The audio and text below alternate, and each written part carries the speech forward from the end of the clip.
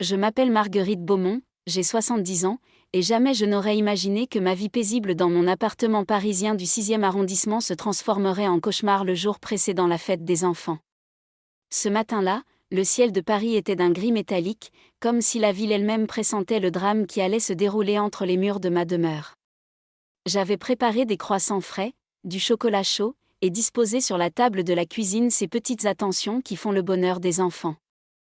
Ma petite fille Sophie, 8 ans, aux yeux bleus comme l'océan et aux boucles dorées, devait passer la journée chez moi. Son père, mon fils Thomas, était venu la déposer tôt le matin avant de partir travailler, ou du moins c'est ce qu'il m'avait dit. Mais quelque chose dans son regard fuyant, dans sa nervosité inhabituelle, aurait dû m'alerter. Les premières heures se sont déroulées normalement. Sophie jouait dans le salon avec ses poupées préférées, celles que je garde précieusement dans un coffre en bois sculpté que mon défunt mari avait fabriqué de ses mains. Je l'entendais rire, inventer des histoires fantastiques où les princesses sauvaient les chevaliers, et mon cœur de grand-mère débordait de tendresse. Vers 11 heures, j'ai décidé de préparer le déjeuner. C'est alors que j'ai entendu la porte d'entrée s'ouvrir. Thomas était revenu. Je trouvais cela étrange, mais je me suis dit qu'il avait peut-être oublié quelque chose. Je continuais à éplucher mes pommes de terre lorsque j'ai entendu sa voix s'élever dans le salon, d'abord calme, puis de plus en plus dure. Mon instinct maternel s'est réveillé instantanément. J'ai essuyé mes mains sur mon tablier et je me suis dirigée vers le salon, mes pantoufles glissant silencieusement sur le parquet ancien. Ce que j'ai vu m'a glacé le sang. Thomas avait attrapé Sophie par le bras, ses doigts s'enfonçant cruellement dans la chair tendre de l'enfant. Le visage de ma petite fille était déformé par la douleur et la peur, des larmes silencieuses coulaient sur ses joues. Mon fils, cet homme que j'avais porté, nourri, élevé avec tout l'amour dont j'étais capable, criait des insultes indignes à cette petite créature innocente. Les mots qu'il utilisait étaient d'une violence inouïe, des reproches absurdes sur des jouets mal rangés, sur un verre d'eau renversé, sur des broutilles qui ne justifiaient même pas une simple réprimande. Mais ce n'était pas tout. J'ai vu sa main se lever, et dans ce geste, j'ai reconnu quelque chose qui m'a fait vaciller. C'était le même geste que son père, mon mari décédé il y a 15 ans, avait eu envers lui lorsqu'il était enfant. Cette violence que j'avais combattue, que j'avais cru éradiquer de notre famille, se perpétuait comme une malédiction générationnelle. Mon cri a figé la scène. Thomas s'est retourné vers moi, les yeux injectés de sang, le visage méconnaissable. Sophie a profité de cette distraction pour se libérer et courir se réfugier derrière moi, ses petits bras s'agrippant à ma jupe avec une force désespérée. Je sentais son corps trembler contre mes jambes, j'entendais ses sanglots étouffés. À cet instant, quelque chose s'est brisé en moi. La mère en moi voulait comprendre, pardonner, trouver des excuses à mon fils. Mais la grand-mère, la femme qui avait survécu à tant d'épreuves, qui avait gardé le silence trop longtemps sur les violences de son propre mari, cette femme-là savait qu'elle ne pouvait plus se taire. Les minutes qui ont suivi sont gravées dans ma mémoire avec une clarté douloureuse. J'ai ordonné à Thomas de sortir de chez moi, ma voix tremblante mais ferme résonnant dans l'appartement comme un verdict sans appel. Il a tenté de se justifier, de minimiser ce que je venais de voir, utilisant ces arguments que tous les bourreaux utilisent depuis la nuit des temps. Il était stressé par son travail. Sophie l'avait provoqué. Ce n'était pas si grave. Il ne l'avait pas vraiment frappé. Mais je connaissais trop bien cette rhétorique de la négation. J'avais moi-même utilisé ces mêmes excuses pour mon mari, et je m'étais juré que jamais, au grand jamais, je ne laisserais ce cycle se répéter. Thomas est finalement parti, claquant la porte avec une violence qui a fait trembler les cadres accrochés au mur. Je me suis agenouillée devant Sophie, ignorant la douleur dans mes genoux arthritiques, et je l'ai prise dans mes bras. Elle pleurait maintenant sans retenue, son petit corps secoué de spasmes. Je caressais ses cheveux, murmurant des mots de réconfort, mais au fond de moi, je savais que ces mots ne suffiraient pas. Les blessures de l'âme ne se guérissent pas avec quelques phrases rassurantes. J'ai examiné son bras. Des marques rouges, déjà en train de virer au violet, témoignaient de la brutalité de la poigne de Thomas. J'ai pris des photos avec mon téléphone portable, ce petit appareil que ma petite fille m'avait appris à utiliser quelques mois auparavant. Chaque clic de l'appareil photo résonnait comme un acte de trahison envers mon propre fils, mais aussi comme un acte de protection envers ma petite fille. L'après-midi s'est écoulé dans un brouillard émotionnel. J'ai appelé Céline, la mère de Sophie, mon ancienne belle-fille avec qui j'avais maintenu des liens étroits malgré le divorce tumultueux qui l'avait séparée de Thomas 3 ans auparavant. Sa voix au téléphone est passée de l'inquiétude à l'horreur puis à une colère froide et déterminée. Elle a dit qu'elle arrivait immédiatement. En attendant, j'ai essayé de distraire Sophie. Nous avons fait des cookies ensemble, ses petites mains tremblantes versant la farine dans le saladier. Je voyais bien qu'elle essayait de sourire pour me rassurer, et cette maturité forcée chez une enfant de 8 ans me brisait le cœur. Les enfants ne devraient jamais avoir à réconforter les adultes, à cacher leur douleur pour protéger ceux qu'ils aiment. Quand Céline est arrivée, son visage était livide. Elle a serré Sophie contre elle avec une intensité qui en disait long sur sa propre culpabilité. Elle m'a confié, les larmes aux yeux, qu'elle avait eu des soupçons, que Sophie était devenue étrangement silencieuse après les week-ends chez son père, qu'elle avait trouvé des bleus qu'elle avait attribués à des jeux d'enfants. Mais elle n'avait pas voulu voir la vérité, par peur de compliquer encore davantage une situation de garde partagée déjà tendue. Cette nuit-là, seule dans mon appartement silencieux, j'ai pleuré pour la première fois depuis des années. J'ai pleuré sur mon échec en tant que mère. Comment avais-je pu ne pas voir que mon fils reproduisait les schémas violents de son père ? Quels signes avais-je ignorés ? Quelles conversations n'avions-nous pas eues ? J'ai repensé à toutes ces fois où Thomas, enfant, subissait les colères de son père. J'étais intervenue, certes, mais jamais assez fort, jamais assez tôt. J'avais cru que l'amour suffirait à compenser, que mes câlins effaceraient les cris et les coups. Quelle naïveté tragique. Vous qui me lisez en ce moment, j'aimerais que vous preniez quelques secondes pour laisser un commentaire. Dites-moi de quelle ville vous nous suivez. Cette interaction me permettra de savoir que mon histoire touche des personnes réelles, que mon témoignage a un sens au-delà de mes propres murs parisiens. Les jours suivants ont été un tourbillon de démarches administratives et légales. Céline a porté plainte contre Thomas et a demandé la suspension immédiate de son droit de visite. J'ai dû témoigner devant les autorités, raconter ce que j'avais vu, montrer les photos que j'avais prises. Chaque mot prononcé me déchirait, car en accusant mon fils, j'avais l'impression de le condamner définitivement. Mais en même temps, je savais que c'était la seule voie possible. Le silence est le meilleur allié de la violence. J'ai appris cela à mes dépens, et je refusais de commettre la même erreur 2 fois. Thomas a tenté de me contacter à plusieurs reprises. Des messages d'abord furieux, m'accusant de détruire sa vie, de prendre le parti de son ex-femme contre lui. Puis des messages plus pathétiques, implorant mon pardon, promettant de changer, jurant que cela ne se reproduirait plus. Ces promesses, je les connaissais par cœur. C'étaient les mêmes que son père me faisait après chaque crise, les mêmes que j'avais moi-même cru pendant des années. Mais cette fois, je ne céderai pas. J'ai bloqué son numéro, non sans avoir pleuré toutes les larmes de mon corps. Car voilà le paradoxe terrible de ces situations, on peut aimer quelqu'un tout en reconnaissant qu'il est dangereux. On peut vouloir protéger une victime tout en pleurant le bourreau. L'amour maternel n'efface pas la lucidité, il la rend simplement infiniment plus douloureuse. Sophie est venue vivre chez moi pendant quelques semaines, le temps que Céline réorganise sa vie professionnelle pour s'occuper d'elle à temps plein. Ces semaines ont été précieuses et déchirantes à la fois. J'ai vu ma petite fille se réveiller en pleine nuit, en proie à des cauchemars terrifiants. Je l'ai entendue pleurer en demandant pourquoi son papa était méchant avec elle, pourquoi elle n'était pas une gentille petite fille. Ces questions, personne ne devrait jamais avoir à les poser, surtout pas un enfant de 8 ans. Nous avons commencé une thérapie ensemble. Une psychologue merveilleuse, installée dans le 13e arrondissement, a pris Sophie en charge. Elle m'a expliqué que les traumatismes de l'enfance laissent des cicatrices profondes, mais que pris à temps, avec un accompagnement approprié et un environnement sécurisant, les enfants ont une capacité de résilience extraordinaire. Ces mots m'ont donné l'espoir dont j'avais désespérément besoin. J'ai également entrepris ma propre thérapie, car j'ai réalisé que je portais mes propres traumatismes non résolus. Pendant 40 ans, j'avais vécu avec un homme violent, trouvant 1000 excuses à son comportement. Il était stressé. Il avait eu une enfance difficile. Il m'aimait vraiment. Aujourd'hui, avec le recul et l'aide de ma thérapeute, je comprends que l'amour véritable ne fait pas mal. L'amour véritable ne laisse pas de bleu, ni sur le corps ni sur l'âme. J'ai commencé à tenir un journal, notant mes pensées, mes émotions, mes souvenirs. Ce processus d'écriture s'est révélé thérapeutique. En couchant sur le papier les années de silence et de déni, je libérais quelque chose en moi.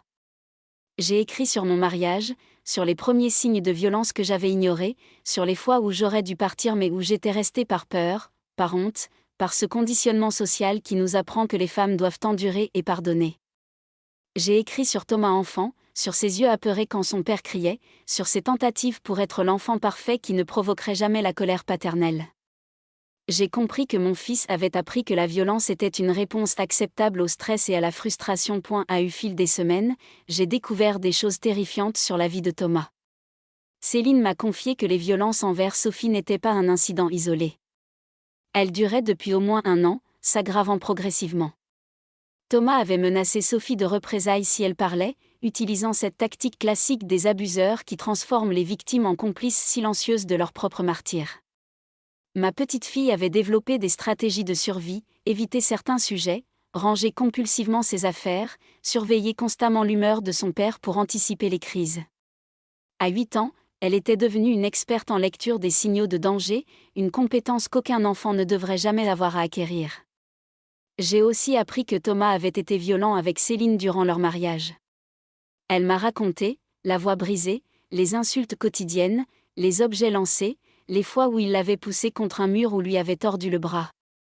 Elle n'avait jamais porté plainte, par honte, par peur de ne pas être crue, par ce même conditionnement qui m'avait moi-même gardée prisonnière pendant des décennies. Le divorce avait été sa façon de s'échapper, mais elle n'avait pas imaginé que Thomas reporterait sa violence sur leur fille. Cette révélation m'a anéantie. Comment avais-je pu être si aveugle ? Les signes étaient là, mais je les avais rationalisés, minimisés, ignorés. Je m'étais dit que Thomas était juste un peu autoritaire, qu'il avait d'un caractère fort, qu'il était exigeant. Tous ces euphémismes que nous utilisons pour ne pas nommer la violence pour ce qu'elle est vraiment. Un soir, alors que Sophie dormait dans la chambre d'amis, j'ai sorti d'anciennes photos de famille. Je me suis arrêtée sur un cliché pris lors d'un été à la plage, en Bretagne. Thomas devait avoir 10 ans. On le voyait au premier plan, souriant, construisant un château de sable. Mais en regardant attentivement, on pouvait voir dans ses yeux une tristesse qui n'avait rien à faire là. Derrière lui, flou mais reconnaissable, mon mari regardait la scène avec une expression dure et désapprobatrice. Je me suis souvenue de cette journée. Thomas avait passé des heures sur ce château de sable, y mettant tout son cœur d'enfant. Quand il avait fièrement appelé son père pour le lui montrer, celui-ci avait critiqué la tour qui penchait, la muraille trop basse. Mon fils avait arrêté de sourire instantanément. Le lendemain, j'ai montré cette photo à ma thérapeute. Elle m'a expliqué que les enfants qui grandissent dans un environnement où l'amour est conditionnel, où l'approbation doit être méritée par la perfection, développent souvent des problèmes de régulation émotionnelle. Ils apprennent que leurs émotions sont dangereuses, que leur colère ou leur tristesse déclenche la violence. Devenus adultes, ils peuvent reproduire ces schémas, devenant à leur tour incapables de gérer sainement leurs émotions et celles des autres. C'était exactement le cas de Thomas. La procédure judiciaire a suivi son cours. Thomas a été convoqué par un juge aux affaires familiales. Céline et moi avons témoigné. Le dossier médical de Sophie, documentant les ecchymoses et le traumatisme psychologique, a été versé au dossier. Thomas a tenté de se défendre, affirmant qu'il s'agissait d'un malentendu, que Sophie était une enfant difficile, que Céline et moi exagérions. Mais face aux preuves accumulées, sa version des faits s'est effondrée. Le juge a suspendu son droit de visite et a ordonné qu'il suive une thérapie obligatoire. La nouvelle m'a soulagée et dévastée à la fois. Mon fils, mon petit garçon, était officiellement reconnu comme un danger pour sa propre fille. Comment en étions-nous arrivés là ? Quel enchaînement tragique de circonstances, de silence et de traumatismes non résolus nous avait menés à ce point de non-retour. Paris continuait sa vie indifférente autour de moi. Les touristes photographiaient la tour Eiffel, les cafés se remplissaient de rires et de conversations animées, les amoureux s'embrassaient sur les ponts de la Seine. Cette normalité me semblait irréelle, presque obscène. Comment le monde pouvait-il continuer à tourner alors que mon univers s'était effondré ? Mais la vie a cette capacité étrange de continuer, inexorablement, que nous le voulions ou non. Sophie a progressivement commencé à se reconstruire.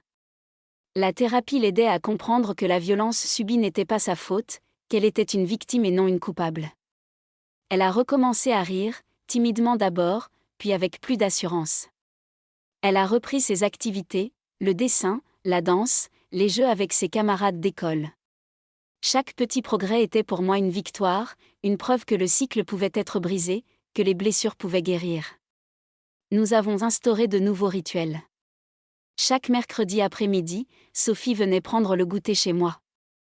Nous faisions des gâteaux ensemble, nous lisions des histoires, nous parlions de tout et de rien. J'ai appris à l'écouter vraiment, à ne pas minimiser ses émotions, à valider ses sentiments même quand ils me semblaient disproportionnés. J'ai compris que mon rôle n'était pas de la protéger de toute contrariété, mais de lui apprendre que toutes les émotions sont légitimes et qu'il existe des moyens sains de les exprimer. Un jour, 6 mois après l'incident, Sophie m'a demandé si son papa l'aimait.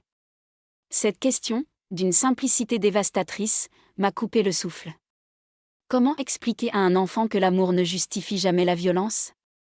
Comment lui faire comprendre que son père l'aime probablement à sa façon, mais que cet amour est déformé, malade, dangereux ? J'ai choisi mes mots avec un soin infini. Je lui ai dit que son papa l'aimait, mais qu'il avait des problèmes qui le rendaient incapable de montrer cet amour de façon saine. Je lui ai expliqué que certaines personnes sont tellement blessées à l'intérieur qu'elles finissent par blesser les autres, même ceux qu'elles aiment. Et que ce n'était pas son travail à elle de le guérir ou de le changer. Son seul travail était d'être une petite fille, de jouer, de rire, d'apprendre, de grandir. Sophie m'a regardé longuement, puis elle a hoché la tête. Je ne sais pas si elle a vraiment compris, si mes mots ont apaisé quelque chose en elle. Mais au moins, j'avais essayé d'être honnête, de ne pas lui mentir avec des platitudes rassurantes mais creuses. Les enfants méritent la vérité, adaptée à leur âge certes, mais la vérité quand même. Thomas, de son côté, a commencé sa thérapie obligatoire. Il m'a envoyé une lettre quelques mois plus tard, la seule communication que j'ai acceptée. Dans cette lettre, il s'excusait. Il reconnaissait enfin la violence, admettait qu'il avait un problème, disait qu'il travaillait sur lui-même. Il ne demandait pas à revoir Sophie, comprenant que ce n'était pas encore le moment. Il voulait juste que je sache qu'il essayait. Cette lettre m'a fait pleurer pendant des heures. Je voyais dans ces lignes le petit garçon qu'il avait été, celui qui voulait désespérément être aimé et approuvé. Mais je voyais aussi l'homme qu'il était devenu, celui qui avait terrorisé sa propre fille. Le pardon est un chemin long et compliqué. Je ne sais pas si je pardonnerai un jour à Thomas. Je ne sais même pas si le pardon est nécessaire ou souhaitable. Ce que je sais, c'est que je refuse de porter la culpabilité de ces actions. Et si vous suivez cette histoire et que mes mots résonnent en vous, je vous invite à vous abonner à cette chaîne. Ici, nous partageons des histoires vraies, des témoignages qui parlent de la vie dans toute sa complexité. Ces récits ne sont pas là pour divertir, mais pour toucher, pour faire réfléchir, pour nous rappeler que derrière chaque porte close peut se cacher un drame dont personne ne parle. En vous abonnant, vous faites partie de cette communauté qui refuse le silence et la complaisance face à la violence. L'automne est arrivé sur Paris, peignant la ville de teintes dorées et rousses. Les arbres du Luxembourg, près de chez moi, ont commencé à perdre leurs feuilles. Sophie et moi avons pris l'habitude d'aller nous promener dans ce parc magnifique. Elle courait entre les arbres, ramassant les plus belles feuilles pour en faire des bouquets. Je la regardais, assise sur un banc, enveloppée dans mon manteau de laine. Ces moments de grâce simple me donnaient la force de continuer. Un après-midi, alors que nous étions au parc, une femme s'est assise à côté de moi. Nous avons commencé à discuter, comme le font parfois les inconnus sur les bancs publics. Elle m'a parlé de sa fille, qui traversait un divorce difficile. Sans entrer dans les détails, j'ai partagé une partie de mon histoire. Ses yeux se sont remplis de larmes. Elle m'a confié que son gendre était violent, que sa fille refusait de le quitter par peur et par honte. Elle se sentait impuissante, ne sachant pas comment aider sans s'aliéner sa fille. Je lui ai parlé de mon expérience, de ce que j'aurais aimé que quelqu'un me dise lorsque j'étais moi-même dans cette situation. Je lui ai dit que le soutien inconditionnel était essentiel, que juger ou critiquer la victime ne faisait que renforcer son isolement. Je lui ai suggéré de continuer à maintenir le contact, de rappeler régulièrement à sa fille qu'elle était là, prête à l'aider le jour où elle serait prête à partir. Et surtout, de ne jamais minimiser ou excuser la violence, même si c'était tentant pour préserver la relation. Cette conversation m'a fait réaliser quelque chose d'important. Mon histoire, aussi douloureuse soit-elle, pouvait servir. Elle pouvait éclairer le chemin d'autres personnes prises dans les mêmes ténèbres. Peut-être était cela le sens de tout ce que j'avais vécu, transformer la souffrance en sagesse, l'échec en apprentissage, le silence en témoignage. J'ai commencé à fréquenter un groupe de parole pour grands-parents confrontés à des situations familiales difficiles. Dans ce cercle bienveillant, j'ai rencontré d'autres personnes qui, comme moi, vivaient le déchirement de devoir choisir entre leur enfant et leur petit-enfant. Certains parlaient de leurs petits-enfants placés en famille d'accueil à cause de la négligence ou de la toxicomanie de leurs parents. D'autres évoquaient des conflits où ils n'avaient plus le droit de voir leurs petits-enfants suite à des querelles familiales. Chaque histoire était unique, mais toutes partageaient ce même fil conducteur, l'amour compliqué par la douleur, la loyauté mise à l'épreuve par les circonstances. Ces rencontres m'ont aidé à me sentir moins seule. J'ai réalisé que mon expérience, loin d'être isolée, s'inscrivait dans une réalité sociale plus large. La violence intrafamiliale touche toutes les classes sociales, tous les milieux culturels. Elle se cache derrière les façades respectables, derrière les apparences de famille parfaites.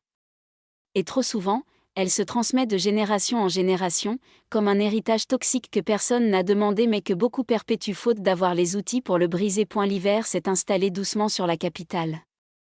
Les illuminations de Noël ont transformé les Champs-Élysées en rivière de lumière. Sophie m'a demandé si nous pourrions aller les voir ensemble. Cette perspective m'a rempli de joie, mais aussi d'une appréhension sourde. Les fêtes de fin d'année sont traditionnellement des moments de réunion familiale, et notre famille était désormais fracturée de manière peut-être irrémédiable. Comment célébrer quand il manque quelqu'un à table? Comment faire la fête quand le cœur est lourd de regrets et de questions sans réponse? J'ai décidé de créer de nouvelles traditions. Sophie, Céline et moi avons décoré ensemble mon appartement. Nous avons fait des biscuits de Noël, ri en nous couvrant de farine, chanté des chansons de saison. J'ai acheté un petit sapin que Sophie a décoré avec un enthousiasme touchant. Chaque boule accrochée, chaque guirlande enroulée était un acte de résilience, une affirmation que la joie était encore possible malgré tout. Le soir du réveillon, alors que nous étions toutes les trois autour de la table, Céline a levé son verre. Elle a remercié pour cette année difficile mais transformatrice. Elle m'a remercié moi, spécifiquement, pour avoir eu le courage de ne pas me taire, de ne pas protéger Thomas au détriment de Sophie. Elle a dit que j'avais brisé un cycle, que mon acte de ce matin de juin resterait dans l'histoire familiale comme le moment où tout avait changé. Ces mots m'ont profondément touchée, même si une partie de moi se demandait si elle me donnait trop de crédit. Après tout, j'avais échoué avec mon propre fils. J'avais laissé les violences de son père le marquer au fer rouge. J'avais été complice par mon silence pendant trop d'années. Mais Céline a insisté, reconnaître ses erreurs passées et agir différemment dans le présent, c'était déjà immense. Sophie, elle, nous observait avec ses grands yeux sérieux. Elle a dit qu'elle était contente d'être là, avec nous, et que c'était le plus beau Noël de sa vie. Mon cœur s'est serré. Quel triste commentaire sur sa vie précédente, qu'un simple repas tranquille dans un appartement modeste puisse être son plus beau Noël. Mais en même temps, quelle victoire. Elle se sentait en sécurité. Elle pouvait être elle-même. Elle n'avait pas à marcher sur des œufs, à surveiller ses moindres gestes de peur de déclencher une crise. Ce soir-là, j'ai compris quelque chose de fondamental. Nous ne pouvons pas effacer le passé. Les blessures infligées laissent des cicatrices permanentes. Mais nous pouvons choisir comment nous allons vivre avec ces cicatrices. Nous pouvons les laisser nous définir, nous emprisonner dans la honte et la culpabilité. Ou nous pouvons les transformer en rappel de notre force, en témoignage de notre capacité à survivre et à reconstruire. La nouvelle année est arrivée avec ses promesses habituelles de renouveau. J'ai pris une résolution inhabituelle pour une femme de mon âge, je me suis inscrite à des cours d'informatique. Je voulais apprendre à utiliser les réseaux sociaux, à naviguer sur Internet plus efficacement. Mon objectif était de trouver des ressources sur la violence familiale, de me connecter avec d'autres personnes vivant des situations similaires, peut-être même de partager mon histoire pour qu'elle puisse aider d'autres grands-parents confrontés au même dilemme déchirant que le mien. Cette démarche m'a ouverte à un monde que j'ignorais. J'ai découvert des forums, des groupes de soutien en ligne, des blogs tenus par des survivants de violences domestiques. J'ai lu des centaines de témoignages, chacun unique mais tous reliés par ce fil commun de la souffrance et de la résilience. J'ai appris que je n'étais pas seule, que mon histoire faisait partie d'un récit collectif beaucoup plus vaste. Thomas a repris contact au printemps. Cette fois, ce n'était pas une lettre mais un email. Il m'informait que sa thérapie progressait bien, que son thérapeute estimait qu'il avait fait des progrès significatifs dans la compréhension de ses comportements violents et de leurs origines. Il ne demandait toujours pas à voir Sophie, conscient que ce n'était pas à lui de décider. Mais il voulait que je sache qu'il travaillait sur lui-même, non pas pour obtenir quelque chose en retour, mais parce qu'il avait enfin compris que c'était nécessaire. J'ai répondu brièvement, reconnaissant ses efforts mais maintenant une distance prudente. La méfiance que je ressentais n'était pas de la cruauté, mais de la protection. J'avais trop souvent vu mon mari promettre de changer pour retomber dans ses vieux schémas. Les mots sont faciles, les actes sont ce qui compte vraiment. Thomas allait devoir prouver par des années de comportement cohérent qu'il avait véritablement changé, pas seulement quelques mois de thérapie obligatoire. Je ne lui fermerai pas la porte pour toujours, mais je ne l'ouvrirai pas non plus à la légère. Sophie avait maintenant 9 ans. Son anniversaire approchait, et elle voulait organiser une fête avec ses camarades de classe. C'était la première fois depuis longtemps qu'elle exprimait un désir aussi spontané et joyeux. Céline et moi avons organisé cette fête avec un soin méticuleux. Nous avons loué une petite salle dans notre quartier, préparé des jeux, commandé un magnifique gâteau en forme de licorne, l'animal préféré de Sophie. Le jour J, voir ma petite fille rire aux éclats, courir avec ses amis, souffler ses bougies avec un sourire radieux, m'a rempli d'une émotion indescriptible. C'était la preuve vivante que la guérison était possible, que les enfants ont cette capacité extraordinaire de rebondir si on leur offre un environnement sécurisant et aimant. Mais les moments difficiles n'avaient pas disparu pour autant. Sophie faisait encore des cauchemars occasionnellement. Certains jours, sans raison apparente, elle devenait anxieuse et irritable. Sa thérapeute m'avait expliqué que le traumatisme ne disparaît pas du jour au lendemain, qu'il y aurait des hauts et des bas, que certains événements anodins pourraient déclencher des réactions disproportionnées. Le chemin de la guérison n'est pas une ligne droite mais une spirale, avec des moments où l'on semble revenir en arrière avant de progresser à nouveau. Un jour, en rangeant mes affaires, je suis tombée sur un album photo que je n'avais pas ouvert depuis des années. C'était un album de mon propre mariage, de ma jeunesse. Je me suis vue sur ces photos, jeune mariée de 22 ans, le regard brillant d'espoir et d'amour. Je ne savais pas alors ce qui m'attendait. Je ne pouvais pas imaginer les années de violence psychologique et parfois physique que j'allais endurer. Je ne pouvais pas deviner que mon silence et ma complaisance allaient marquer mon fils de façon indélébile. En regardant ces photos, j'ai pleuré sur cette jeune femme que j'étais, sur sa naïveté, sur ses rêves brisés. Mais j'ai aussi ressenti de la compassion pour elle. Elle avait fait de son mieux avec les outils dont elle disposait. Elle avait grandi dans une époque où l'on enseignait aux femmes à endurer, à pardonner, à tenir le foyer ensemble coûte que coûte. Elle n'avait pas eu accès aux ressources, aux informations, au soutien dont nous disposons aujourd'hui. Mon mari est décédé il y a 15 ans, emportant avec lui ses secrets et ses démons. Je ne l'ai jamais vraiment confronté sur sa violence. J'ai attendu qu'il disparaisse pour enfin me sentir libre. C'était une libération, certes, mais aussi une occasion manquée. Nous n'avons jamais eu la conversation qui aurait pu peut-être changer quelque chose. Il n'a jamais reconnu le mal qu'il avait fait, jamais présenté d'excuses sincères. Et moi, j'ai gardé le silence jusqu'au bout, préservant son image publique d'homme respectable même après sa mort. C'est Thomas qui a finalement payé le prix de ce silence. Ma thérapeute m'a aidé à comprendre que la culpabilité que je ressentais était légitime mais qu'elle ne devait pas me paralyser. Oui, j'avais fait des erreurs. Oui, j'aurais pu agir différemment. Mais je ne pouvais pas changer le passé. Ce que je pouvais faire, c'était apprendre de ces erreurs et m'assurer qu'elles ne se répéteraient pas avec Sophie. C'était exactement ce que je faisais en témoignant contre Thomas, en soutenant Céline, en offrant à ma petite fille un refuge sûr. Le printemps parisien était magnifique cette année-là. Les cerisiers du Trocadéro étaient en fleurs, créant des nuages roses et blancs qui semblaient tout droit sortis d'un rêve. Sophie et moi sommes allés les admirer un dimanche après-midi. Elle a voulu que je la prenne en photo sous les branches fleuries. En la regardant poser, riant et virevoltant dans sa petite robe à fleurs, j'ai eu une révélation. Cet enfant représentait l'espoir. Elle était la preuve que le cycle pouvait être brisé, que les erreurs d'une génération ne devaient pas nécessairement se perpétuer dans la suivante. Grâce à notre intervention rapide, à la thérapie, à l'amour inconditionnel dont elle était maintenant entourée, Sophie avait une chance de grandir différemment. Elle apprendrait que les émotions sont normales et gérables, que la violence n'est jamais une solution, que l'amour véritable respecte et protège. J'ai pris conscience à cet instant que mon rôle avait changé. Je n'étais plus seulement une grand-mère indulgente qui gâtait sa petite fille. J'étais une gardienne, une protectrice, une porteuse de mémoire. Mon devoir était de m'assurer que Sophie grandisse en sachant son histoire familiale, en comprenant les erreurs commises, en étant armée pour ne pas les répéter. Mais aussi de lui transmettre les belles choses, la résilience, la capacité de pardon sans oubli, la force de se reconstruire après avoir été brisée. L'été est arrivé avec sa chaleur caractéristique. Paris se vidait de ses habitants partant en vacances. Céline, Sophie et moi avons décidé de passer 2 semaines en Normandie, dans une petite maison louée près de la mer. Ces vacances ont été un moment hors du temps, une parenthèse enchantée loin des complications de notre vie parisienne.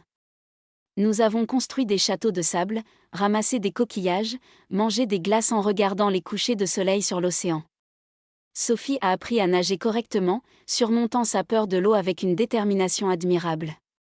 Chaque petite victoire de ma petite fille me remplissait de fierté.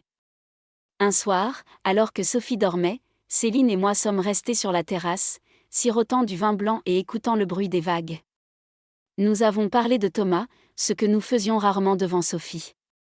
Céline m'a confié qu'elle se sentait coupable de ne pas avoir vu les signes plus tôt, de ne pas avoir protégé Sophie dès le début. Je lui ai dit que la culpabilité était un fardeau inutile si elle nous empêchait d'avancer, que nous avions toutes deux fait de notre mieux avec nos connaissances et nos moyens du moment. L'important était que nous avions agi dès que la vérité était devenue indéniable.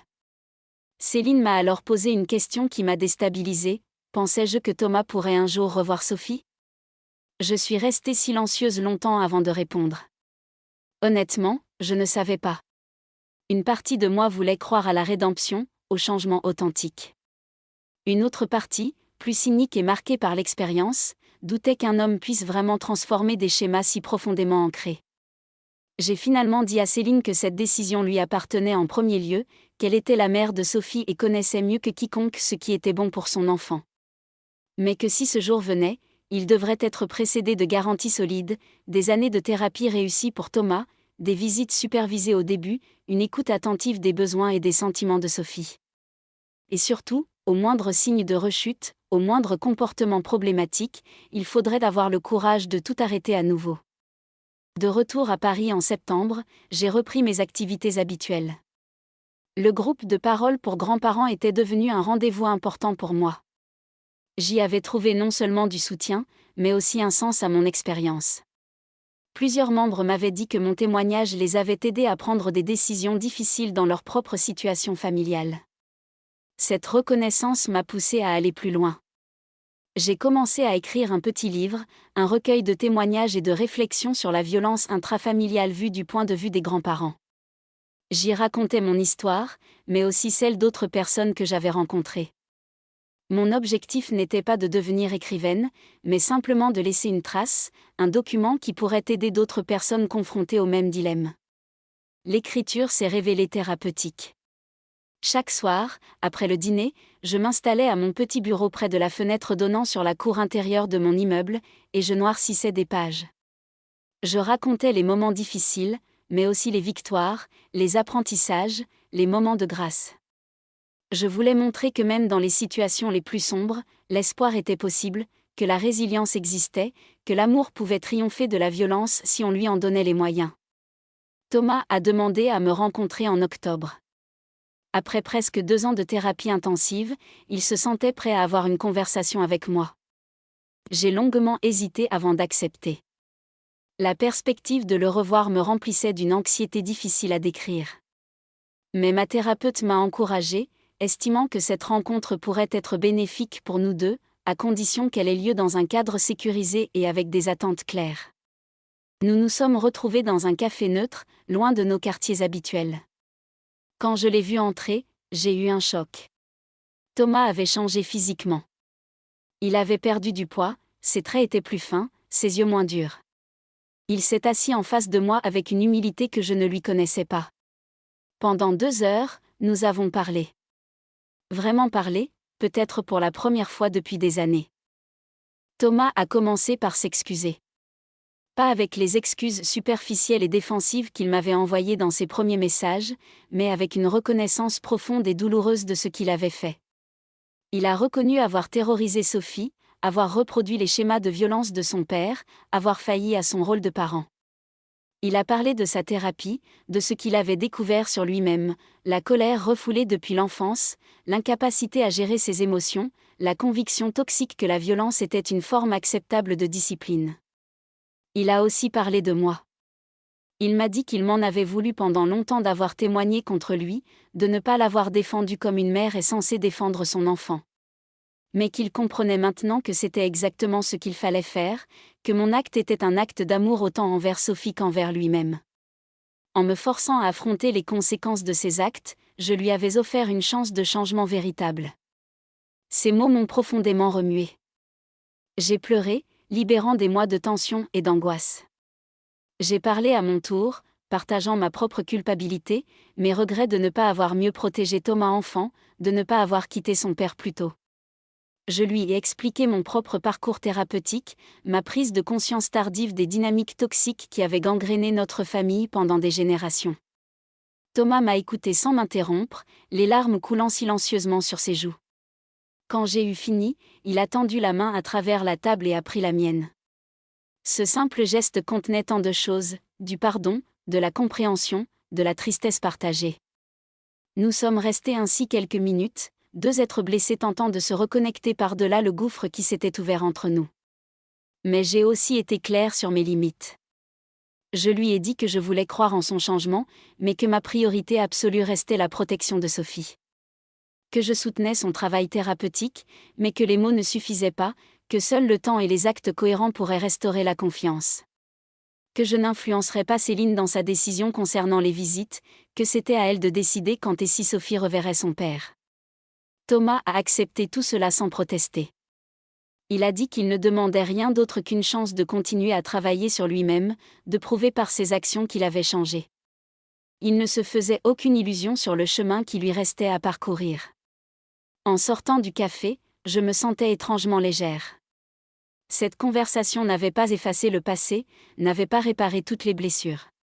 Mais elle avait ouvert une possibilité, créé un petit espace pour une forme de réconciliation future, peut-être pas complète, mais réelle.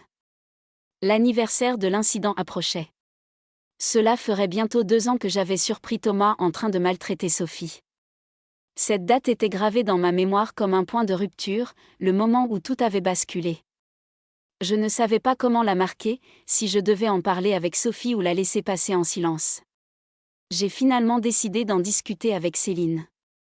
Elle m'a suggéré que nous pourrions faire quelque chose de positif ce jour-là, transformer cette date sombre en un jour de célébration de la résilience de Sophie. Nous avons organisé une petite cérémonie privée, juste nous 3. Nous avons planté un arbre dans le jardin partagé de mon immeuble, un jeune cerisier qui fleurirait chaque printemps. Sophie a été invitée à écrire sur un papier quelque chose qu'elle voulait laisser derrière elle, une peur ou une tristesse dont elle voulait se libérer. Elle a plié le papier et l'a enterré avec l'arbre. Puis nous avons chacune partagé quelque chose pour quoi nous étions reconnaissantes.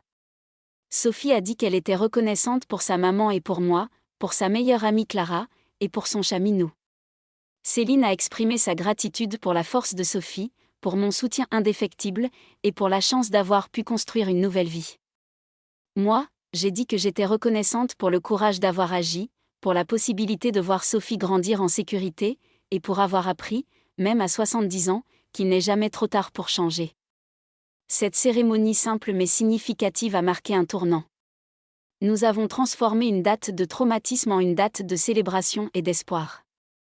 Chaque année désormais, nous reviendrions voir cet arbre grandir, témoin silencieux de notre propre croissance et guérison. Les mois ont continué à s'écouler, apportant leur lot de défis et de victoires. Sophie a excellé à l'école, se découvrant une passion pour les sciences naturelles. Elle voulait devenir vétérinaire, disait-elle, pour soigner les animaux blessés. Je voyais dans ce désir une projection de sa propre guérison, un besoin de prendre soin et de réparer. Mon petit livre avançait lentement. J'avais décidé de l'appeler « Le silence brisé », témoignage de grands-parents face à la violence familiale. Plusieurs associations s'étaient montrées intéressées pour le diffuser dans leur réseau. L'idée que mon expérience puisse servir à d'autres me donnait un sentiment de purpose, de mission. La violence familiale prospère dans le silence et la honte. En parlant, en témoignant, nous lui enlevons son pouvoir. Thomas continuait sa thérapie et avait également rejoint un groupe de parole pour hommes violents. Il m'envoyait occasionnellement des nouvelles, toujours respectueuses de mes limites. Il ne demandait jamais directement à voir Sophie, comprenant que ce n'était pas à lui d'initier cette démarche. Mais je sentais dans ses messages un changement profond, une humilité et une conscience de soi qui n'existaient pas avant. Après 2 ans et demi, Céline a finalement décidé d'explorer la possibilité de visites supervisées. Cette décision n'a pas été prise à la légère. Elle s'est appuyée sur l'avis de la thérapeute de Sophie, sur les rapports positifs du thérapeute de Thomas, et surtout sur les souhaits exprimés par Sophie elle-même. Ma petite fille, maintenant âgée de 10 ans, avait exprimé de la curiosité concernant son père. Elle se souvenait des bons moments qu'ils avaient partagés avant que la violence ne s'aggrave, et une partie d'elle voulait savoir s'il avait vraiment changé. La première visite a eu lieu dans un centre spécialisé, avec un superviseur présent dans la pièce. Je n'étais pas là, mais Céline m'a tout raconté. Thomas était arrivé avec un petit cadeau simple, un livre sur les animaux, sachant que Sophie aimait ce sujet. Il n'avait pas essayé de la serrer dans ses bras ou de forcer une proximité physique. Il s'était assis à distance respectueuse et avait laissé Sophie mener la conversation. Ils avaient parlé de l'école, de ses amis, de ses passions. Thomas avait écouté avec une attention que Céline ne lui avait jamais vue auparavant. À aucun moment il n'avait élevé la voix ou montré de signes d'impatience, même quand Sophie avait été timide et avait mis du temps à s'ouvrir. Cette première visite avait duré 1 heure. À la fin, Sophie avait accepté de serrer la main de son père, un geste formel mais significatif. En sortant, elle avait dit à Céline que c'était bizarre mais pas terrible, qu'elle était d'accord pour recommencer si sa maman pensait que c'était une bonne idée. Ces visites ont continué, mensuellement au début, puis bimensuellement. Chacune était suivie de séances de débriefing avec la thérapeute de Sophie pour s'assurer qu'elle gérait bien émotionnellement ces rencontres. Lentement, très lentement, une nouvelle forme de relation commençait à émerger entre père et fille. Ce n'était pas la relation insouciante d'avant, cette innocence était perdue à jamais. Mais c'était quelque chose de nouveau, construit sur une base plus solide, la conscience, la responsabilité, le respect mutuel. Je regardais tout cela avec des sentiments mélangés. J'étais contente pour Sophie, qui semblait trouver une forme de paix dans cette reconnexion progressive. J'étais fière de Thomas, qui faisait apparemment un travail authentique sur lui-même. Mais j'étais aussi vigilante, prête à intervenir au moindre signe problématique. La confiance détruite prend des années à se reconstruire, si elle se reconstruit jamais complètement. Mon 72e anniversaire est arrivé. Sophie et Céline ont organisé une petite fête surprise chez moi. Elles avaient invité quelques-uns de mes amis proches, des membres du groupe de parole, ma thérapeute même. C'était une célébration modeste mais chaleureuse, remplie de rires et de conversations significatives. À un moment, Sophie a demandé l'attention de tout le monde. Elle avait préparé un petit discours qu'elle lisait d'une voix tremblante d'émotion. Elle disait que j'étais son héroïne, que j'avais été courageuse quand c'était difficile, que grâce à moi elle se sentait en sécurité. Elle me remerciait d'être toujours là pour elle, d'écouter sans juger, de l'aimer inconditionnellement. Ces mots, venant de cet enfant que j'avais contribué à sauver, ont été le plus beau cadeau que j'ai jamais reçu. J'ai réalisé à cet instant que malgré tous mes échecs passés, malgré toutes mes erreurs avec Thomas, j'avais finalement fait quelque chose de vraiment important. J'avais brisé le cycle. Grâce à mon intervention, Sophie grandissait dans un environnement différent. Elle apprenait que les émotions pouvaient être exprimées sainement, que les conflits pouvaient être résolus sans violence, que l'amour ne faisait pas mal. Peut-être que lorsqu'elle aurait ses propres enfants un jour, elle leur transmettrait ces leçons. Peut-être que le traumatisme générationnel s'arrêterait avec elle. L'automne suivant, mon livre a été publié par une petite maison d'édition spécialisée dans les témoignages sociaux. Ce n'était pas un best-seller commercial, bien sûr, mais il a trouvé son public. J'ai reçu des dizaines de lettres de lecteurs, principalement des grands-parents confrontés à des situations similaires, me remerciant d'avoir mis des mots sur leur expérience, de les avoir aidés à ne pas se sentir seuls. Plusieurs m'ont écrit que mon témoignage leur avait donné le courage d'agir dans leur propre situation. Ces retours ont donné un sens profond à toute ma souffrance. Si mon histoire pouvait sauver ne serait-ce qu'un seul enfant d'une vie de violence, alors tout cela en valait la peine. J'ai été invitée à participer à quelques conférences sur la violence intrafamiliale, à témoigner de l'importance du rôle des grands-parents dans la protection des enfants. Ces interventions publiques me terrifiaient, moi qui avais passé une vie entière dans l'ombre et le silence. Mais je les ai acceptées, poussée par le sentiment que c'était mon devoir. Parler publiquement, c'était continuer à briser le silence, à normaliser la conversation sur un sujet encore trop tabou. Lors d'une de ces conférences, une femme d'environ mon âge est venue me parler après mon intervention. Elle pleurait. Elle m'a raconté qu'elle suspectait son fils d'être violent avec sa petite fille, mais qu'elle avait peur d'intervenir, peur de détruire la famille, peur de se tromper. Mon témoignage lui avait donné la force de confronter son fils et d'exiger qu'il cherche de l'aide.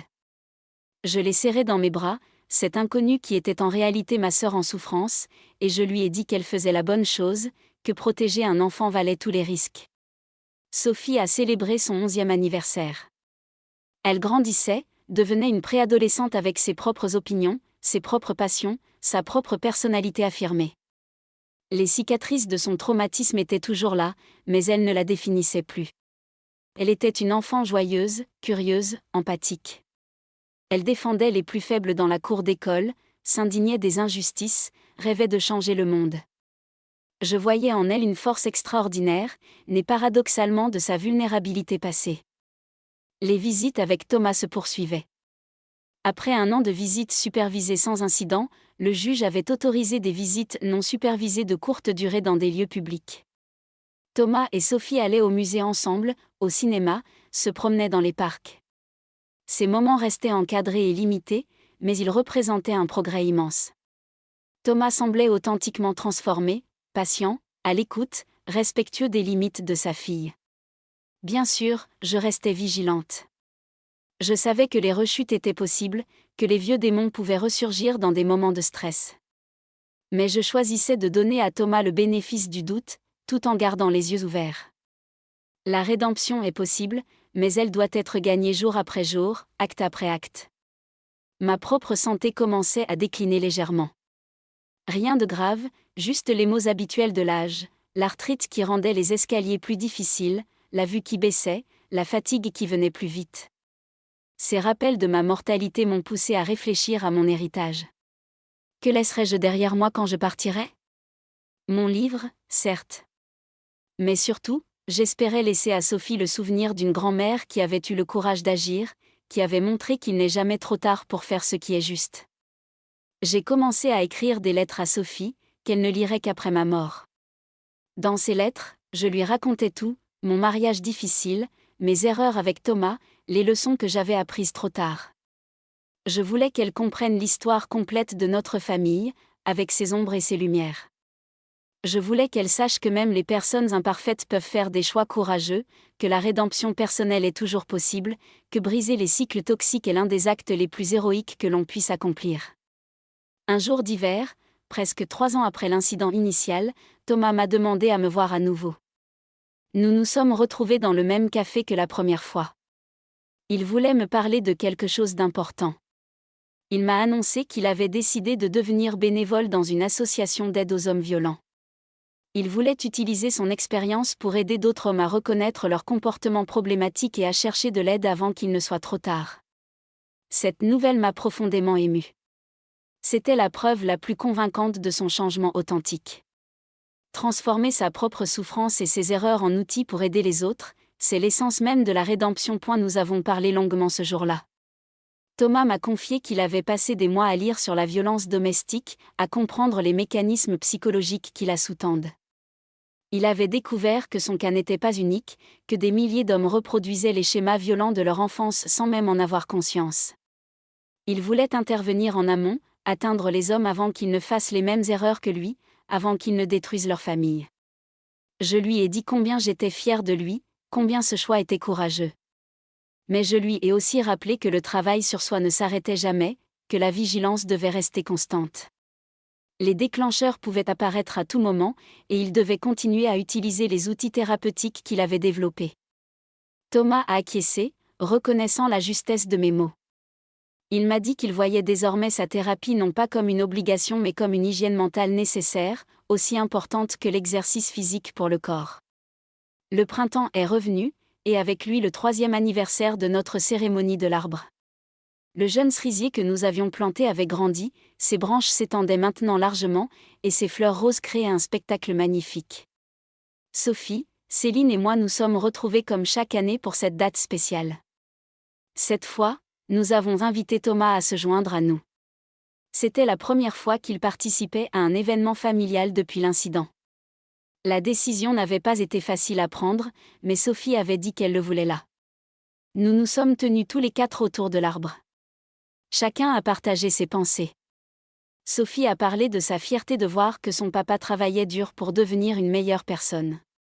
Céline a exprimé sa gratitude pour le chemin parcouru par toute notre famille. Thomas, les larmes aux yeux, a remercié chacun de nous pour la patience et le pardon partiel que nous lui avions accordé. Il a reconnu qu'il ne méritait peut-être pas cette seconde chance, mais qu'il ferait tout pour l'honorer. Moi, j'ai parlé de l'espoir. J'ai dit que cet arbre symbolisait notre capacité collective à grandir malgré les tempêtes, à fleurir même après avoir été blessé. J'ai exprimé ma reconnaissance pour la force de Sophie, pour le courage de Céline, et oui, pour les efforts sincères de Thomas. J'ai dit que notre famille était différente maintenant, marquée par le traumatisme certes, mais aussi par une conscience et une intention que nous n'avions jamais eues auparavant. Après cette cérémonie, nous sommes allés prendre un goûter tous ensemble dans un salon de tes voisins. C'était étrange et merveilleux à la fois. Nous n'étions pas redevenus une famille traditionnelle, ce n'était plus possible. Mais nous étions quelque chose de nouveau, une constellation de personnes liées par l'amour et la souffrance partagée, engagées dans un processus continu de guérison et de croissance. Au cours de l'année suivante, j'ai continué mes interventions publiques sur la violence familiale. Mon message principal était simple mais crucial, le silence est complice. Quand nous voyons ou suspectons des violences envers un enfant, nous avons la responsabilité morale d'agir, même si cela signifie aller à l'encontre de notre propre famille. Cette position n'était pas toujours bien accueillie. Certaines personnes dans l'audience me critiquaient, affirmant que je prônais la destruction des familles, que je mettais en danger les liens sacrés entre parents et enfants. Mais je tenais bon. J'expliquais que protéger un enfant n'est pas détruire une famille, c'est au contraire lui donner une chance de se reconstruire sur des bases saines. Qu'une famille où règne la violence est déjà détruite, même si elle continue à vivre sous le même toit. Sophie entrait maintenant dans l'adolescence. À 12 ans, elle était devenue une jeune fille pleine de vie, engagée dans diverses causes. Elle militait contre le harcèlement scolaire, participait à des collectes pour les refuges animaliers, s'intéressait aux questions environnementales. Sa thérapeute m'avait expliqué que cet engagement était en partie une façon de canaliser positivement son propre traumatisme, de transformer la victimisation passée en action présente. C'était magnifique à voir. Un jour, Sophie m'a demandé si elle pouvait lire mon livre. J'ai hésité longuement. Le livre contenait des détails sur sa propre histoire, sur les violences de son père, sur les traumatismes de notre famille. J'avais peur que cela ne la bouleverse, ne réveille des douleurs qu'elle avait commencé à dépasser. Mais sa thérapeute, consultée, a estimé que Sophie était assez mature pour gérer cette lecture, à condition que nous en parlions ensemble après. Je lui ai donc donné le livre. Elle l'a lu en 2 jours, enfermée dans sa chambre. Quand elle a eu fini, elle est venue me voir, le livre serré contre sa poitrine. Elle avait pleuré, m'a-t-elle dit, mais pas seulement de tristesse. Elle avait pleuré de comprendre enfin toute l'histoire, de réaliser que ce qui lui était arrivé s'inscrivait dans quelque chose de plus grand, un cycle générationnel de violence qui avait finalement été brisé. Elle m'a remercié d'avoir partagé cette histoire, d'avoir eu le courage d'exposer nos vulnérabilités familiales pour aider d'autres personnes.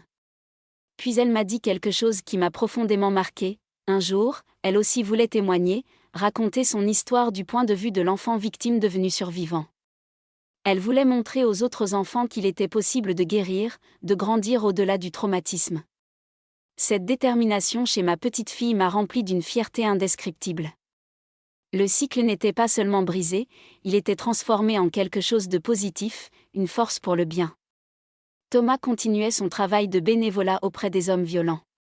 Il m'avait raconté lors d'une de nos rencontres régulières combien c'était difficile et gratifiant à la fois.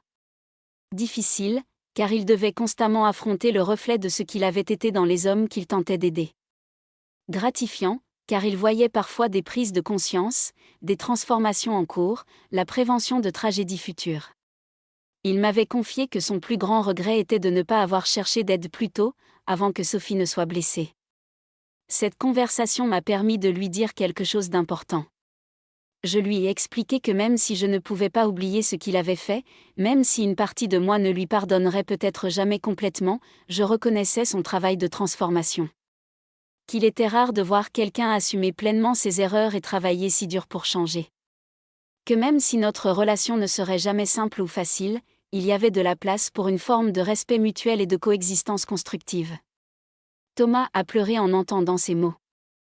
Il m'a dit qu'il n'espérait pas mon pardon complet, qu'il ne le méritait probablement pas, mais que savoir que je reconnaissais ses efforts signifiait énormément pour lui. Cette conversation a marqué un tournant dans notre relation. Nous n'étions plus seulement une mère et son fils égarés, nous étions deux êtres humains imparfaits essayant de construire quelque chose de meilleur sur les ruines du passé. L'été de mes 74 ans, ma santé a connu un déclin plus marqué. Rien de dramatique, mais suffisamment pour me rappeler que mon temps était compté. J'ai commencé à mettre mes affaires en ordre, à organiser mes documents, à m'assurer que tout serait clair pour Sophie et Céline après mon départ. Cette préparation n'était pas morbide, mais apaisante.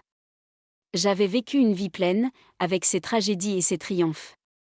J'avais fait des erreurs terribles, mais j'avais aussi accompli quelque chose de vraiment important en brisant le cycle de violence dans notre famille. J'ai organisé une réunion avec Sophie, Céline et Thomas. Je voulais leur parler de mes souhaits pour l'après, mais surtout leur transmettre un message.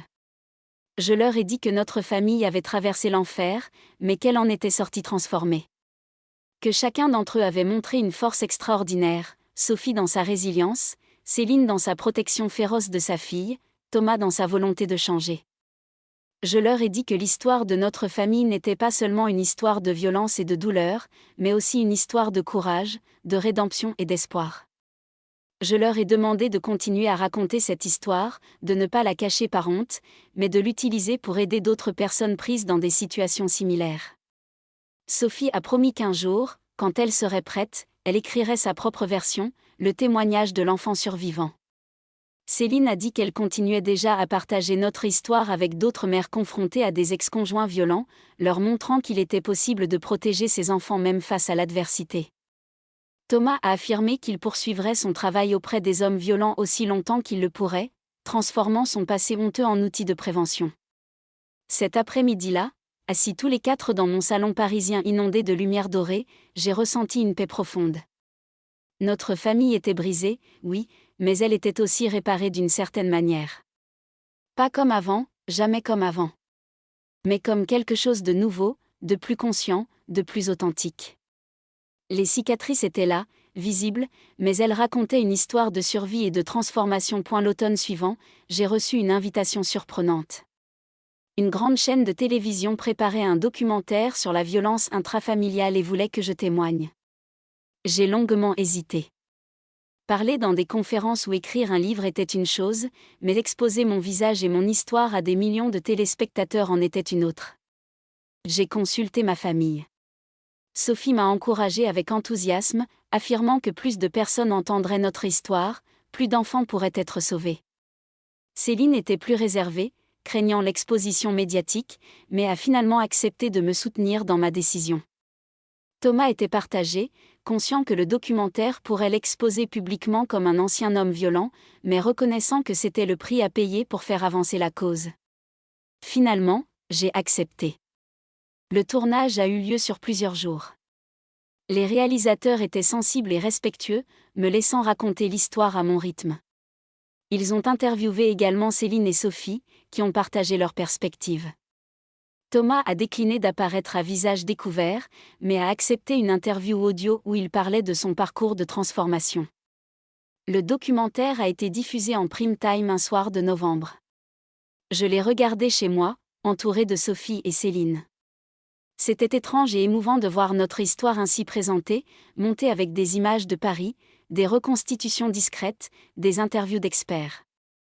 Le documentaire ne se contentait pas de raconter notre histoire, il la plaçait dans un contexte plus large, parlant des statistiques alarmantes de violences domestiques, des mécanismes psychologiques qui la perpétuent, des ressources disponibles pour les victimes et les témoins. La réaction du public a été immense. Les réseaux sociaux se sont enflammés de discussions. La plupart des commentaires étaient positifs, saluant mon courage et celui de ma famille. Certains partageaient leurs propres histoires de violences familiales, souvent pour la première fois. D'autres critiquaient, m'accusant d'avoir trahi mon fils, de vouloir détruire les familles. Ces critiques me blessaient, mais je les comprenais. Elles venaient souvent de personnes qui avaient elles-mêmes vécu dans des environnements violents et avaient développé des mécanismes de défense psychologique pour justifier cette violence. Le plus bouleversant a été les dizaines de messages privés que j'ai reçus. Des grands-parents qui avaient agi après avoir vu le documentaire, contactant les autorités pour signaler des situations inquiétantes. Des victimes qui avaient trouvé le courage de partir grâce à notre témoignage. Des hommes violents qui avaient reconnu leur comportement et cherchaient de l'aide. Si notre exposition médiatique avait sauvé ne serait-ce qu'une seule personne, alors l'inconfort et la vulnérabilité en valaient la peine. Sophie est devenue une petite célébrité dans son collège. Certains de ses camarades l'avaient reconnue dans le documentaire. Au début, j'ai craint que cela ne la stigmatise, qu'elle soit étiquetée comme la fille battue. Mais Sophie a géré la situation avec une maturité impressionnante. Elle a parlé ouvertement de son expérience, transformant cette exposition involontaire en opportunité d'éducation. Elle a même organisé une présentation dans son collège sur la violence domestique, avec l'aide de sa conseillère d'orientation. À 13 ans, elle était devenue une militante, utilisant sa voix pour ceux qui n'avaient pas encore trouvé la leur. L'hiver a été rude cette année-là. Paris a été couvert de neige, un spectacle rare et magnifique. J'ai passé beaucoup de temps à ma fenêtre, regardant les flocons tomber sur la ville, réfléchissant au chemin parcouru. 5 ans s'étaient écoulés depuis ce matin terrible où j'avais surpris Thomas en train de maltraiter Sophie. 5 ans de thérapie, de larmes, de reconstruction. 5 ans qui avaient transformé notre famille de fond en comble. Thomas avait maintenant un emploi stable comme conseiller dans un centre d'aide aux victimes de violences domestiques. Sa propre expérience de bourreau devenu conscient faisait de lui un intervenant unique, capable de comprendre les deux côtés de l'équation. Ses superviseurs disaient qu'il était excellent dans son travail, empathique et efficace. Il voyait Sophie régulièrement maintenant, des visites normales sans supervision. Leur relation restait complexe, marquée par le passé, mais elle existait, et c'était déjà beaucoup. Sophie lui avait fait comprendre clairement qu'elle ne pourrait jamais oublier, mais qu'elle choisissait de donner une chance à la relation dans le présent. Cette lucidité chez une adolescente de 13 ans était remarquable. Ma propre santé continuait à décliner doucement.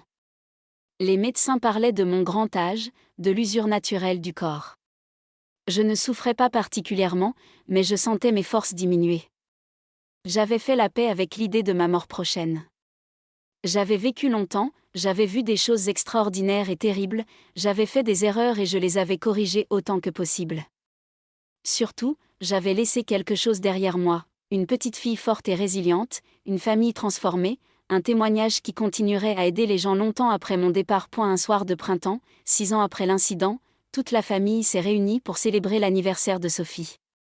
14 ans, le seuil de l'adolescence. La fête avait lieu dans l'appartement de Céline, décoré avec soin. Des amis de Sophie étaient là, ainsi que Céline, Thomas et moi. C'était la première fois que nous étions tous réunis dans un contexte aussi festif et détendu. Voir Thomas rire avec les amis de sa fille, le voir aider Céline à servir le gâteau sans aucune tension, le voir être simplement un père présent et approprié, c'était presque surréaliste. Je me suis surprise à penser que si quelqu'un était entré à ce moment-là, sans connaître notre histoire, il aurait vu une famille normale célébrant un anniversaire. Mais nous n'étions pas normaux, et c'était notre force. Nous étions une famille qui avait été brisée et qui s'était reconstituée consciemment, intentionnellement. Nous portions nos cicatrices non pas comme des hontes cachées mais comme des badges de survie. À un moment de la soirée, Sophie a demandé l'attention de tout le monde. Elle voulait faire un discours. Elle a remercié ses amis d'être là, puis s'est tournée vers nous, les adultes de sa vie. Elle a dit que 6 ans auparavant, sa vie avait failli être détruite, mais qu'au lieu de cela, elle avait été sauvée. Elle a remercié sa mère pour sa protection féroce, pour avoir toujours mis sa sécurité en premier. Elle m'a remercié pour avoir eu le courage de dénoncer, pour avoir été sa refuge, pour lui avoir montré que la bonté existait. Et puis, dans un silence pesant, elle s'est tournée vers Thomas. Elle lui a dit que ce qu'il avait fait était impardonnable, que les marques qu'il avait laissées sur son âme seraient toujours là. Mais qu'elle reconnaissait aussi son travail de transformation, son engagement à devenir meilleure. Elle lui a dit qu'elle ne savait pas si elle pourrait un jour l'appeler « papa » de nouveau sans arrière-pensée, mais qu'elle était prête à continuer à essayer de construire une relation avec lui. Qu'elle croyait en la capacité des gens à changer, parce qu'elle l'avait vu de ses propres yeux. Ces mots, d'une sagesse bien au-delà de ses 14 ans, ont fait pleurer tout le monde dans la pièce. Thomas s'est approché de Sophie et lui a demandé la permission de la serrer dans ses bras. Elle a acquiescé. Leur étreinte a été brève mais sincère, et j'ai vu dans les yeux de mon fils une gratitude et une humilité profonde. Cet anniversaire a marqué un autre tournant. Ce n'était pas une réconciliation complète, ce ne serait jamais aussi simple. Mais c'était une acceptation mutuelle de la complexité de leur relation, un engagement partagé à continuer à travailler sur celle-ci. L'été suivant, j'ai eu un malaise cardiaque. Rien de fatal, mais suffisamment sérieux pour m'hospitaliser quelques jours. Allongée dans ce lit d'hôpital, entourée de machines qui bipaient régulièrement, j'ai eu beaucoup de temps pour réfléchir. J'ai pensé à ma vie, à toutes ses étapes. À la jeune mariée naïve que j'avais été, à la femme battue qui restait par peur et par honte, à la mère complice qui n'avait pas su protéger son fils, à la grand-mère qui avait finalement trouvé le courage d'agir. Chaque version de moi avait fait de son mieux avec les ressources dont elle disposait à ce moment-là. Je choisissais de me pardonner pour mes erreurs passées, tout en restant fière de mon courage tardif mais crucial. Sophie est venue me rendre visite tous les jours. Elle m'apportait des dessins, des livres, des histoires de son école. Sa présence était un baume, un rappel de pourquoi j'avais fait ce que j'avais fait. Un après-midi, alors que nous étions seuls, elle m'a dit quelque chose de très important. Elle m'a dit que si je mourais demain, je pouvais partir en paix, sachant que grâce à moi, elle avait eu une chance de grandir en sécurité, de devenir qui elle était vraiment. Que mon action de ce matin de juin, 6 ans auparavant, avait changé le cours de sa vie entière. Ces mots ont été le plus beau cadeau qu'elle aurait pu me faire. Je suis sortie de l'hôpital une semaine plus tard, affaiblie mais vivante. Les médecins m'ont dit que je devais ralentir, prendre soin de moi. J'ai accepté de réduire mes activités publiques, de me concentrer sur l'essentiel, passer du temps avec ma famille, terminer les lettres à Sophie, profiter des petits plaisirs simples de la vie. L'automne de mes 75 ans a été paisible. Je passais mes journées à lire, à me promener lentement dans le Luxembourg, à recevoir la visite de Sophie et Céline. Thomas venait aussi me voir régulièrement, m'apportant des provisions, s'assurant que j'avais tout ce dont j'avais besoin.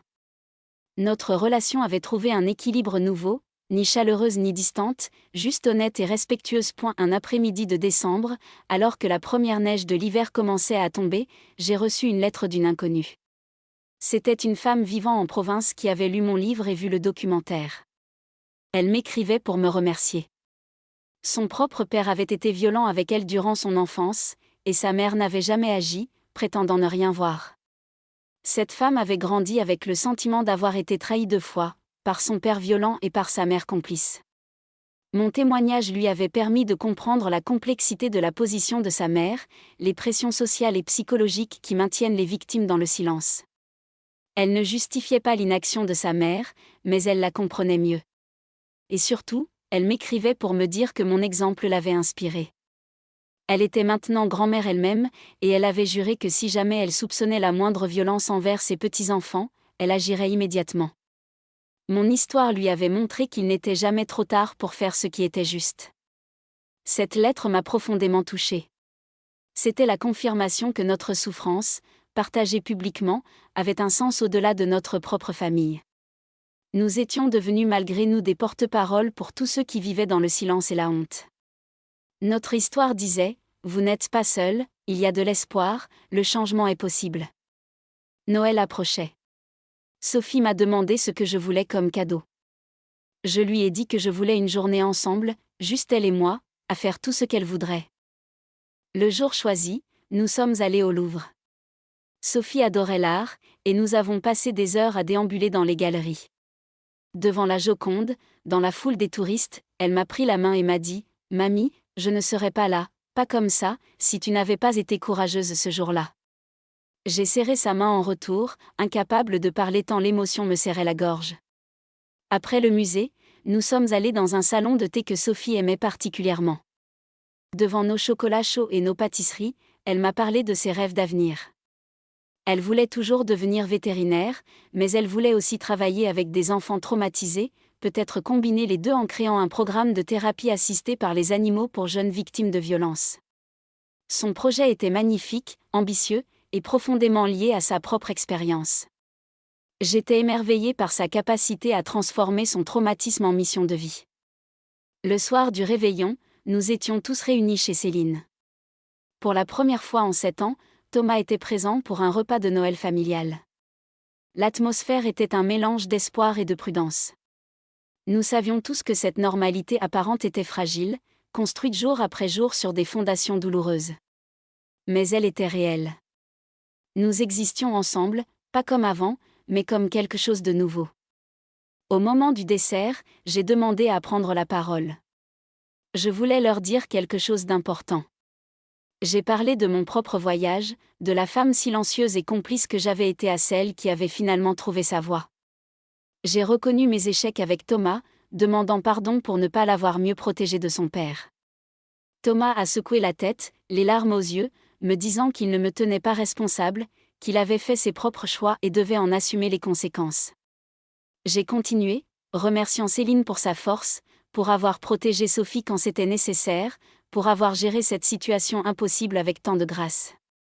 Je l'ai remercié aussi d'avoir maintenu le lien avec moi malgré le divorce, de ne pas avoir puni la grand-mère pour les fautes du fils. Puis je me suis tournée vers Sophie. Je lui ai dit combien j'étais fière de la jeune femme qu'elle devenait, de sa force, de son empathie, de sa capacité à voir au-delà de sa propre douleur pour aider les autres. Je lui ai dit que son existence même était un miracle, qu'elle représentait l'espoir que les cycles toxiques pouvaient être brisés, que chaque génération pouvait choisir de faire mieux que la précédente. Enfin, je me suis adressée à Thomas. Je lui ai dit que son chemin avait été le plus difficile de tous, qu'il avait dû affronter ses propres démons et accepter d'être vu comme un monstre avant de pouvoir devenir quelqu'un de meilleur. Que je ne pourrais probablement jamais oublier ce qu'il avait fait, mais que je reconnaissais son travail authentique de transformation. Que j'espérais qu'il continuerait ce chemin, non pas pour gagner l'approbation des autres, mais pour lui-même et pour prévenir que d'autres enfants ne souffrent comme Sophie avait souffert. Ce soir-là, nous avons pleuré ensemble. Pas seulement de tristesse, mais aussi de soulagement, de gratitude, d'épuisement émotionnel. Nous avions traversé l'enfer ensemble, et nous en étions sortis transformés. Pas indemne, jamais indemne, mais vivant et engagé à faire mieux. Le printemps suivant a apporté de nouveaux défis. Sophie commençait à préparer son entrée au lycée, une étape importante. Thomas a été promu dans son travail, reconnu pour son excellence dans l'accompagnement des victimes et des auteurs de violences. Quant à moi, ma santé continuait son déclin progressif. Les médecins parlaient maintenant de moi, peut-être 1 an ou 2 si j'avais de la chance. J'ai accueilli cette nouvelle avec une sérénité surprenante. J'avais vécu assez longtemps pour voir Sophie hors de danger, pour voir Thomas sur un chemin de rédemption authentique, pour laisser un témoignage qui continuerait à aider d'autres personnes. C'était suffisant. J'ai intensifié mon travail sur les lettres à Sophie. Je voulais qu'elle ait un guide pour les moments difficiles de sa vie, des conseils de sa grand-mère pour les défis qu'elle rencontrerait. Je lui ai écrit sur l'amour, sur comment reconnaître les signes d'une relation saine versus toxique. Je lui ai parlé de la maternité, si elle choisissait ce chemin un jour, lui transmettant ce que j'avais appris sur l'importance de briser les cycles. Je lui ai écrit sur le pardon, cette chose complexe qui n'est ni obligatoire ni instantanée, mais qui peut libérer quand elle vient naturellement. Un jour de mai, pour l'anniversaire de notre cérémonie de l'arbre, nous nous sommes tous retrouvés comme d'habitude. Le cerisier était maintenant magnifique, ses branches robustes couvertes de fleurs roses. 7 ans avaient passé depuis notre première cérémonie. Sophie avait 15 ans maintenant, une jeune femme en devenir. Elle a parlé la première, racontant comment cet arbre était devenu un symbole personnel de résilience pour elle, comment elle venait parfois seule lui parler dans les moments difficiles. Céline a exprimé sa gratitude pour le chemin parcouru, pour la famille reconstituée que nous formions maintenant. Thomas a parlé de son travail, des vies qu'il avait pu toucher, transformant son passé honteux en force pour le bien. Il a remercié chacun de nous pour ne pas l'avoir abandonné complètement, pour lui avoir donné une chance de prouver qu'il pouvait changer. Moi, j'ai parlé de la fin. Je leur ai dit que je sentais mes forces décliner, que je savais que mon temps était compté. Je leur ai demandé de ne pas être triste, car j'avais eu le privilège immense de voir le fruit de mon courage de ce matin de juin, 7 ans auparavant. J'avais vu Sophie grandir en sécurité, Thomas se transformer, notre famille se reconstruire.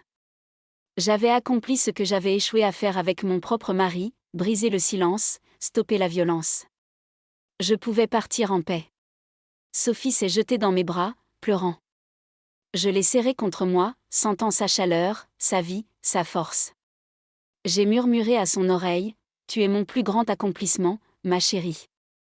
Tu es la preuve que tout cela en valait la peine. » L'été a été doux. J'ai passé mes dernières forces à profiter de chaque moment avec ma famille. Les après-midi avec Sophie, riant et parlant de tout et de rien. Les dîners tranquilles avec Céline, cette femme extraordinaire qui avait été la fille que je n'avais jamais eue. Même les conversations avec Thomas, où nous explorions ensemble les complexités du pardon, de la rédemption, de la responsabilité.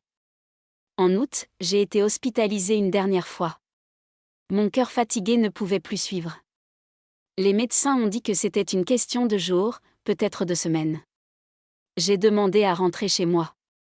Je voulais mourir dans mon appartement parisien, entouré de mes souvenirs, avec vue sur la cour et les toits de Paris que j'aimais tant. Sophie est venue me voir tous les jours. Elle me lisait des histoires, me racontait sa journée, me tenait simplement la main. Un après-midi, alors que nous étions seuls, elle m'a dit, « Mamie, j'ai quelque chose à te dire. J'ai décidé ce que je veux faire de ma vie. » Je l'ai regardée avec curiosité. Elle a continué, « Je vais devenir psychologue pour enfants victimes de traumatisme. Et je vais écrire un livre, comme toi, pour raconter mon histoire. Je vais m'assurer que d'autres enfants sachent qu'ils peuvent s'en sortir, qu'il y a de l'espoir après la violence. Je vais continuer ton travail, mamie. » Mes larmes ont coulé librement. C'était le plus beau cadeau qu'elle aurait pu me faire. Savoir que notre histoire continuerait à faire du bien, que Sophie utiliserait sa voix pour ceux qui n'en avaient pas encore trouvé la leur, c'était parfait. Le cycle était vraiment brisé. Plus que cela, il était transformé en force positive. Un soir de septembre, alors que le soleil couchant peignait Paris de teintes dorées, j'ai rassemblé mes dernières forces pour dire au revoir. Sophie, Céline et Thomas étaient tous là, autour de mon lit. J'ai regardé chacun d'eux intensément, voulant graver leur visage dans ma mémoire pour l'éternité. À Sophie, j'ai dit, « Tu es forte, tu es courageuse, tu es aimée. Ne l'oublie jamais. Le monde a besoin de ta voix. » À Céline, merci d'avoir été la mère que je n'ai pas toujours su être. Tu as sauvé ma petite fille. Je t'en serai éternellement reconnaissante. À Thomas, le chemin de la rédemption est long et difficile, mais tu l'as parcouru avec sincérité. Continue. Aide les autres. Transforme ta souffrance en quelque chose de beau. Cette nuit-là, entourée de ceux que j'aimais, avec les lumières de Paris scintillant au loin, je me suis endormie paisiblement. Mon dernier souvenir conscient a été la main de Sophie dans la mienne, chaude et vivante, symbole de tout ce pourquoi j'avais lutté. J'avais vécu 75 ans. J'avais connu la violence et le silence, mais aussi le courage et la transformation. J'avais échoué et réussi, souffert et guéri. Mais surtout, j'avais fait ce qui était juste quand cela comptait le plus. J'avais brisé le cycle. Et en faisant cela, j'avais offert à ma petite fille un avenir que je n'avais jamais eu moi-même. C'était mon héritage, et c'était suffisant.